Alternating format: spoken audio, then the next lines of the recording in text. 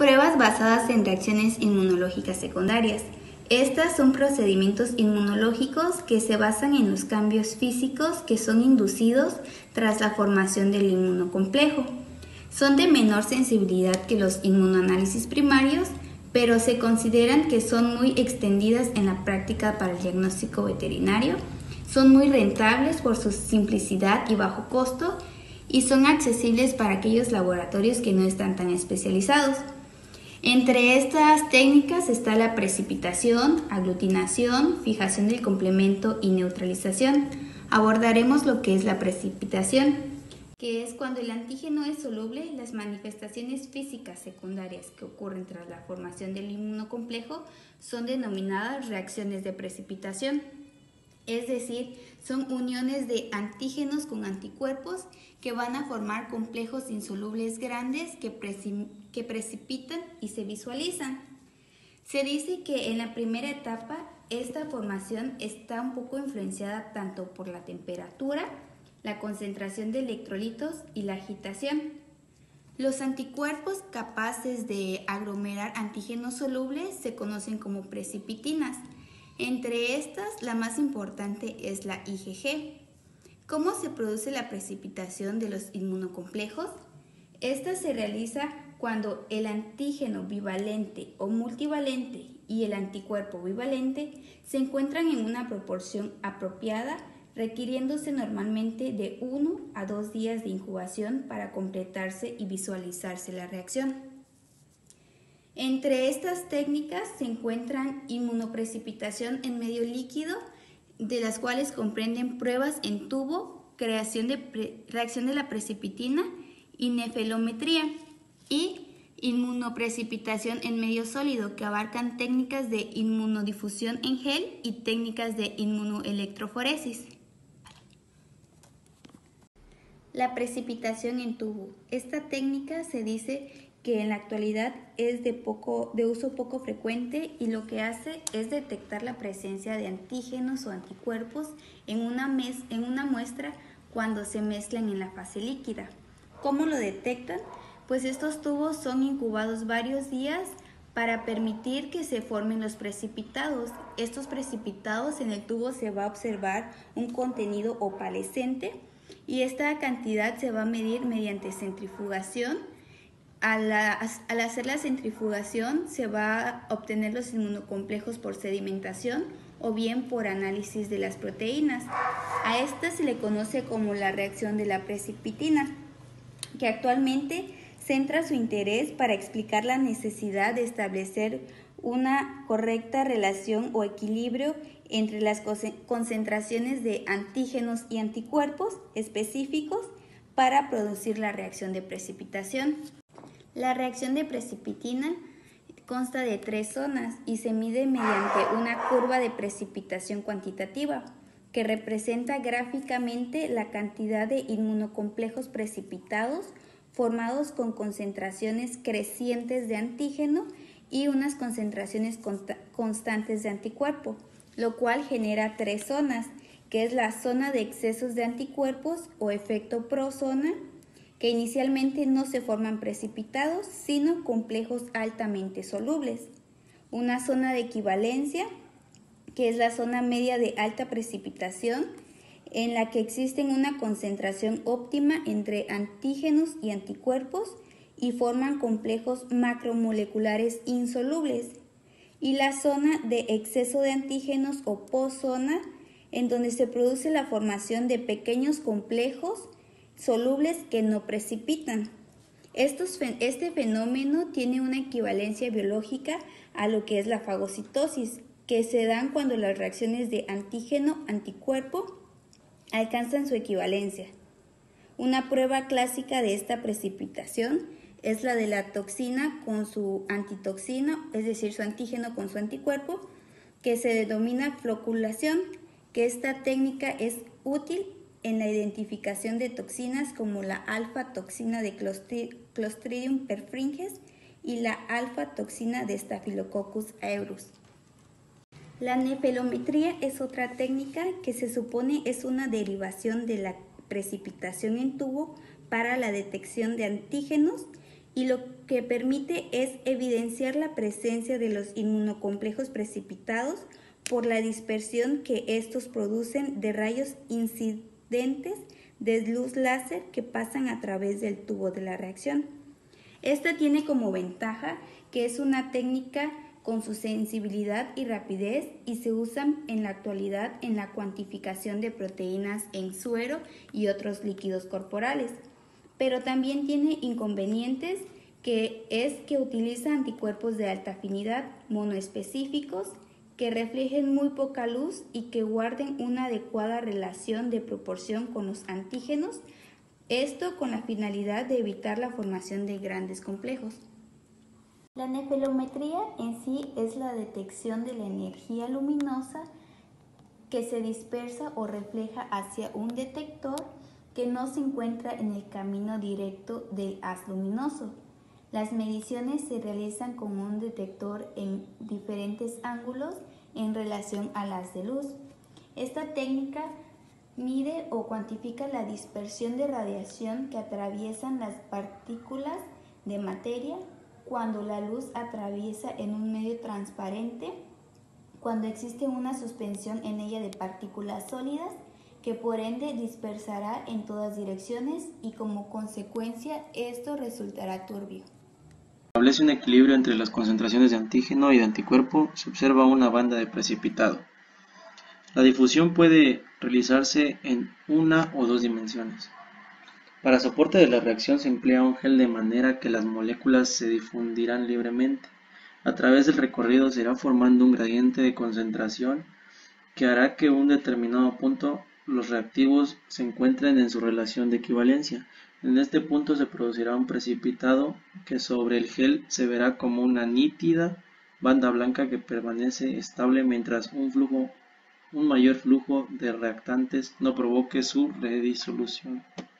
Como soporte se usan medios semisólidos como agar blando, agar al 1% en solución salina, agarosa al 0,5%, etc. Todos aquellos que permitan una libre difusión de las macromoléculas. La precipitación en gel puede ser cualitativa y existen diferentes esquemas que nos permiten detectar la presencia de un antígeno o un anticuerpo según sea el caso. Monodifusión simple monodimensional, método de Audin. Solo difunde uno de los reactivos, por ejemplo, el anticuerpo. Se coloca en un tubo de ensayo agar fundido mezclado con un volumen igual del antisuero a analizar. En este caso queremos detectar la presencia de un anticuerpo. Se deja solidificar y se añade la solución de antígeno. Este va a difundir por el agar formado, como dijimos, un gradiente de concentración decreciente hacia el fondo del tubo. Significa que en determinada zona antígeno y anticuerpo alcanzarán la reacción de equivalencia, formándose ahí la banda de precipitado. Se formarán tantas bandas como sistemas haya, siempre que la velocidad de difusión sea distinta para cada uno de ellos.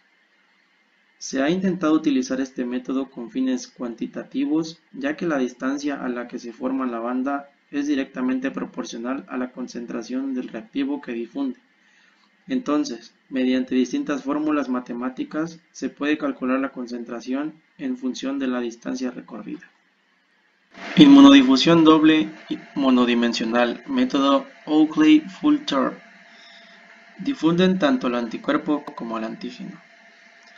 En este caso, colocamos en la parte inferior del tubo un volumen de agar 1% difundido, mezclado con un volumen igual del antisuero. Dejamos solidificar y agregamos igual volumen de agar 0,5%. Dejamos solidificar y por último agregamos 1% donde se encuentra disuelto el antígeno. Tanto el antígeno como el anticuerpo migrarán hacia la zona mediada de menor concentración, de manera que otra vez se formarán gradientes que harán que en determinado punto los reactivos estén en equivalencia y precipiten. Acá vemos que si la concentración de antígeno y anticuerpo está en relaciones óptimas o equivalentes, la banda se formará en un punto intermedio del tubo. Mientras que si, por ejemplo, la cantidad de antígeno está en exceso, necesitará recorrer una mayor distancia para alcanzar una dilución tal que se encuentre en equivalencia con el anticuerpo, y así la banda se formará más cerca del fondo. Lo contrario ocurrirá cuando la cantidad de anticuerpos sea la que está en exceso. Tenemos que la inmunodifusión en placa forma parte de las técnicas de inmunodifusión en gel. Estas se pueden llevar a cabo en placas de Petri o portaobjetos. Esta puede ser simple o doble. En la inmunodifusión simple o sencilla o método de Mancini, el antígeno se difunde radialmente desde un pocillo en el agar que lleva incorporado el anticuerpo específico a una solución conveniente. En la zona de equivalencia entre ambos elementos se forma un anillo de precipitación cuya área es proporcional a la concentración del antígeno. Esta se lleva a cabo dentro de 48 horas. Como podemos ver en la imagen, se muestra la formación del anillo de precipitación o punto de equivalencia, donde se están uniendo lo que es antígeno-anticuerpo, que es epítopo-parátopo, que dan la formación de punto de equivalencia. En esta técnica se puede determinar la concentración cuantitativa de antígenos o anticuerpos, ya sea inmunoglobulina G, M, A, componentes del complemento, transferrina, proteína C reactiva, entre otros. Vemos que los materiales utilizados para esta técnica son caja de Petri o portaobjeto, el suero control, el suero problema y el suero con los anticuerpos. Tenemos también el uso de pipetas automatizadas tenemos la de Hamilton con un volumen fijo de 5 microlitros o una pipeta automática de rango acotado de 0 a 10 microlitros para que no haya problema al momento de el dispensado de las cantidades. También la utilización de la cámara de humedad y para medir ya sea una regla de lectura o una lupa graduada. Para que se entienda mejor esta técnica, se mostrará un ejemplo. En ese tenemos a un ovino en el que se inyecta aptoglobina humana en este animal y para obtener antisuero con anticuerpos policlonales específicos dirigidos contra este antígeno. Estos anticuerpos ovinos específicos anti-aptoglobina humana son incorporados a agarosa en estado líquido. Esta se difunde con la agarosa y el anticuerpo y forman y se refrigera para que se solidifique.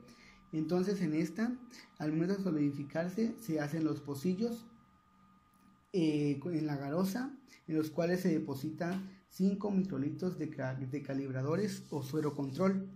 Y de igual manera en 2 pocillos se introducen lo que es el suero problema o el suero objetivo al que se quiere llegar a estudiar. El suero control se utiliza para crear una curva estándar, una cantidad para poder determinar la concentración o la inmunogenicidad que provoca la inmunidad adquirida. Una vez introducidos el suero control y el suero problema, estos se llevan a una cámara de humedad, cámara húmeda, para que pueda hacerse la reacción. En este tiempo se lleva de 48 horas. Esta difusión continuará hasta que el antígeno y anticuerpos se encuentren en proporciones apropiadas, situación que generará la formación del anillo estable de precipitación conocido como zona o punto de equivalencia. La inmunodifusión simple se basa en el principio de que existe una relación cuantitativa entre la cantidad de antígeno presente en la muestra evaluada y el diámetro resultante del anillo de precipitación. Gracias a esto se puede construir una curva de calibración graficando el diámetro al cuadrado de los anillos de precipitación versus la concentración de los calibradores. Luego se puede determinar los valores de aptoglobina de las muestras incógnitas o problema, interpolando los diámetros de los pocillos correspondientes en la curva lineal obtenida. Una vez pasado el tiempo de incubación, se procede a leer los resultados mediante una regla de lectura o lupa graduada. Con la regla de lectura se pone en el halo, tratando de que el halo, la regla o las líneas no tapen el halo y que quede a la vista para que pueda ser exacto. Tenemos también, si utilizamos la lupa graduada, será más específica y más exacta al momento de la medición. Con los diámetros de los halos usaremos la tabla de diámetro versus concentración que viene provista junto con las muestras. Primero se verificará el control, las muestras control, si dio el resultado esperado, y una vez chequeado esto encontraremos los valores de las muestras incógnitas o problemas. Vemos que en la inmunodifusión doble o método de Ouchterlony, tanto el antígeno como el anticuerpo difunden de forma radial en el agar desde pocillos separados en la placa, uno hacia el otro, estableciendo entre ellos un gradiente de concentración.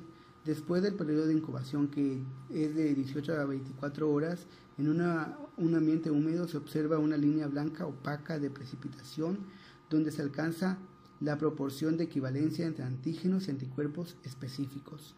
En esta imagen podemos observar la unión entre antígeno y anticuerpos y donde forman el precipitado, donde se da la unión entre epítopo y parátopo de los correspondientes. La técnica ha sido incorporada al diagnóstico serológico de numerosas enfermedades.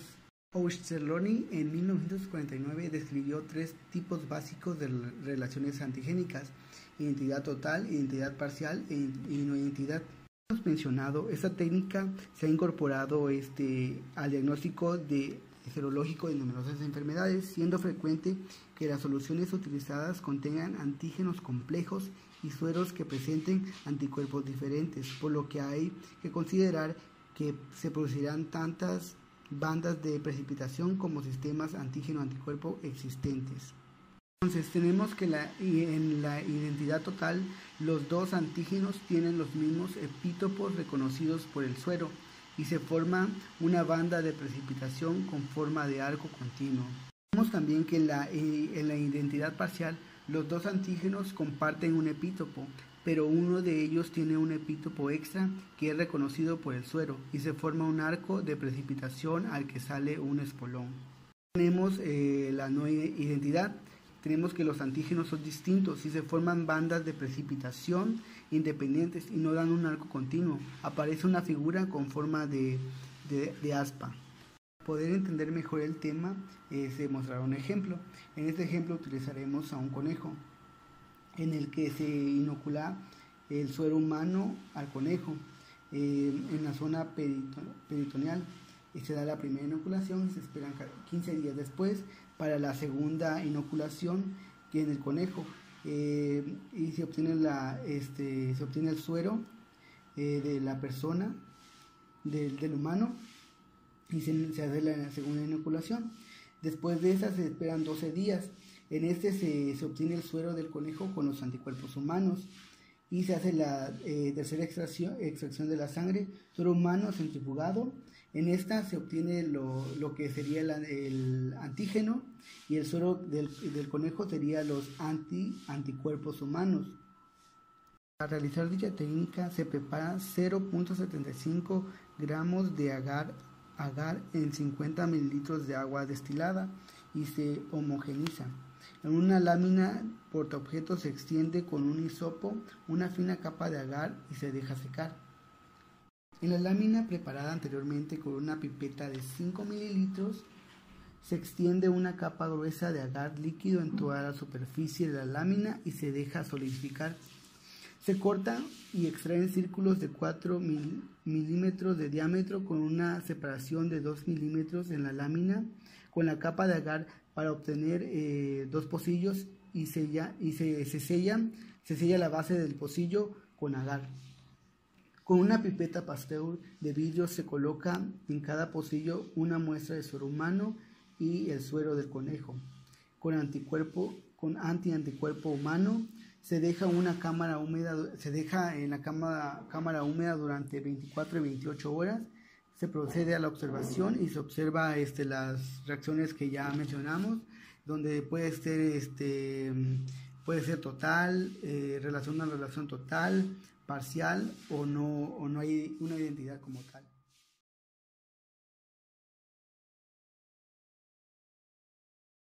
Inmunoelectroforesis. La inmunoelectroforesis es una prueba de diagnóstico inmunológico de tipo cuantitativa que fue descrita en el año de 1953 por Curtis Williams Jr. y Pierre Grabar. Es una técnica que combina dos métodos de precipitación, los cuales son la electroforesis y la precipitación por difusión o inmunodifusión en gel, que permite separar y caracterizar una mezcla de proteínas y evaluar la especificidad de la interacción antígeno-anticuerpo. Se divide en dos etapas: la etapa electroforética, en donde se separan los antígenos de una mezcla de acuerdo a la carga de cada uno de estos, y la etapa de la inmunodifusión, en donde estos antígenos se precipitan con respectivos anticuerpos y se observan bandas en forma de arco. Es una técnica que tiene mucha utilidad. Es utilizada para analizar mezclas de antígenos y caracterizar sus propiedades electroforéticas y antigénicas.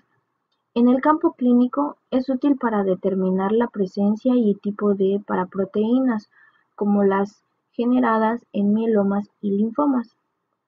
También permite evidenciar la ausencia o la disminución de alguna sustancia de algún componente sérico. Y en el campo de la investigación es un procedimiento que nos permite monitorizar purificaciones de antígenos o anticuerpos, detectar impurezas, analizar antígenos solubles de tejidos vegetales y animales y extractos microbianos. Para realizar esta técnica se utiliza una placa de agar en la cual se realizan uno o más pocillos circulares en donde se coloca la muestra y se procede a realizar la electroforesis. Posteriormente a eso se coloca o se realiza un canal paralelo a la dirección de la corrida, en donde se coloca el antisuero correspondiente y la placa se deja en una cámara húmeda por 24 horas. Durante este periodo, como se observa en la imagen número 3, los diferentes antígenos se difunden de forma radial, mientras que los anticuerpos se difunden en forma perpendicular del canal.